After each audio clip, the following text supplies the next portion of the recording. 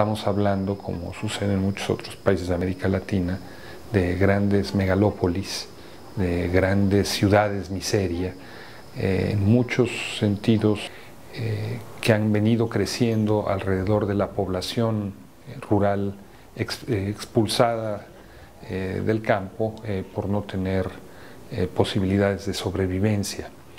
Y se encuentran allí en condiciones muy difíciles de vida, hacinados, viviendo varias familias en una sola vivienda.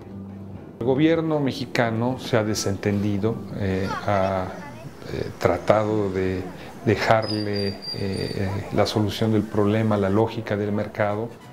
Yo no conozco ninguna experiencia, ni por la magnitud, ni por las facilidades de adquisición, ni por el equipamiento que tienen las casas de los servicios básicos, como la experiencia venezolana.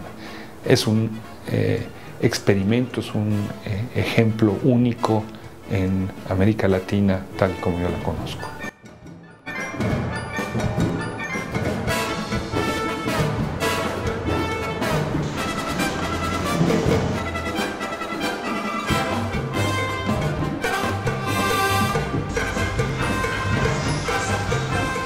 Encuentras como una ciudad que es un poco caótica, no tiene estructura. Los contrastes están a la vista, porque en México, como es una ciudad tan plana, en Caracas particularmente no se puede ocultar. Tú estás viendo la ciudad en todos sus aspectos.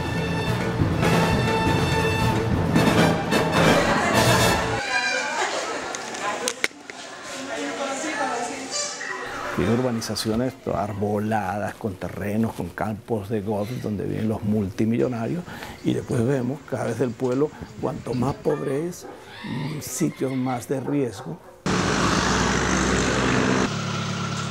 El problema de ahí, más que todo, era por problemas de seguridad. Ya a las 8 o 9 de la noche tendrías que recogerte, estar pendiente de los niños. Si iban alguna eventualidad, uno tenía que estar pendiente. Y barrio. La vida para mujeres como Adela se puso cuesta arriba hace ya muchos años. Su barrio es una especie de pequeño gueto en una zona llena de edificaciones de lujo, en Miranda, al este de Caracas. Un mundo de escasez material, cercado por un anillo de bienestar. Y aquí era donde yo vivía. Puedes constatar, vivíamos los 7 personas. Aquí dormíamos. Ella con su poco muchacho encima. Yo con mi muchacho encima y uno dormía en el piso. Teníamos nada más una litera y una cama nada más. Y el otro dormía allá dentro de una cocina. Él vea el espacio que había para que él durmiera.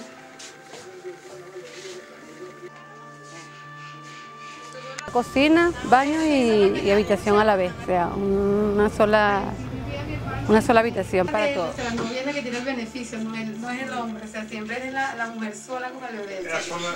En la casa vive también el resto de su familia. Hermanos, primos, sobrinos se organizan en las mismas condiciones, compartiendo algo más que un techo.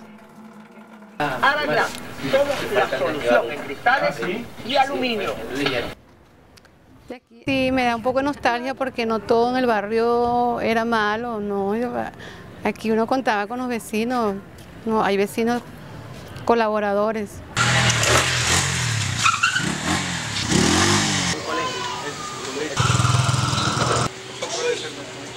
Pero sin trabajo, con graves problemas auditivos y 6 bocas que alimentar, Adela necesita mucho más que una simple colaboración para salir adelante. Aquí llegó a alcanzar la pobreza extrema durante el gobierno del presidente Caldera en el año 96, casi el 40%. Pero esta es una historia vieja, esta es una historia vieja de 100 años, y Caracas, superpoblada, y el pueblo pobre en los ranchos de los cerros, en los barrancos. Es difícil entender cómo una de las naciones con mayores recursos naturales viva este desequilibrio. La desigualdad que viene desde la colonización sigue presente. Y es que durante siglos, la agricultura fue la fuente de ingresos más importante del país, hecho que cambió con el descubrimiento del petróleo. Los venezolanos comenzaron a migrar hacia las grandes ciudades, motivados por sus propios mandatarios. Estos políticos motivaban a la gente de las zonas rurales a que se vinieran a la ciudad. a que votaran. Y bueno, y los ubicaban en sitios inadecuados y la atención a la que llegaban era darle unos bloques y unas láminas de zinc. Bueno, y la gente se construía sus ranchos, pero sin agua, sin accesibilidad, sin electricidad, sin cloacas. Todavía tenemos un gran problema, cerca del 50% de nuestra población en las grandes ciudades vive en condiciones inadecuadas.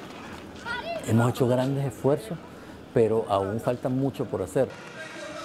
Son diversas las voces críticas que se escuchan en la mayoría de los medios de comunicación en Venezuela.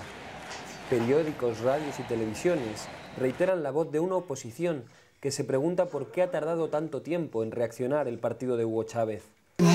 Muchísimas personas que se les ha dicho que se les va a entregar una vivienda, que están en algún refugio, que se les va a entregar una vivienda el mes que viene, después no es el mes que viene, sino, bueno, las mentiras y las promesas al final se van cayendo por su propio peso. Realmente no es que sienta el querer hacer vivienda para los desprotegidos, es un arma más de campaña política. Alguien pudiera decir, bueno, nos tardamos mucho, pero teníamos que resolver primero el problema de dónde íbamos a sacar los recursos, luego el problema de la alimentación, de la educación, tal. Se ha reducido la pobreza crítica de 27 a 7% y la pobreza relativa, la pobreza pues que llegó casi a 70%, ahora está en 23% creo que es, ¿no?